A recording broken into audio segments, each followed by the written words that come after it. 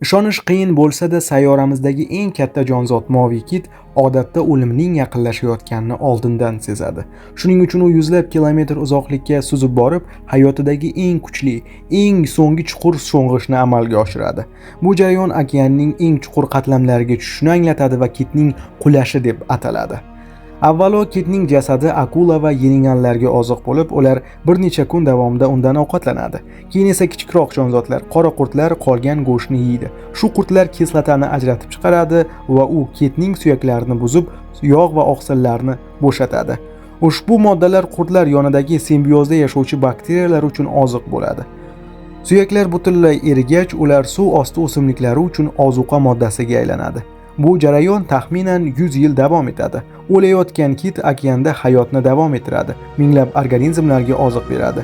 Shuning uchun aytiladiki, kit o'lganida minglab boshqa mavjudotlarga hayot sovg'a qiladi. Bu yaratganning ajoyib imkoniyati va hikmati bo'lib, hamma narsaning o'z maqsadi borligini ko'rsatadi. Bu juda hayratlanarli, shunday emasmi? Agar sizga yoqqan bo'lsa, like bosishni, o'z fikringizni kommentariyalarda qoldirishni va har kuni aqliy o'sish uchun kanalimizga obuna bo'lishni va bizni muntazam tarzda kuzatib borishni, qo'llab-quvvatlashingizni so'rab qolamiz.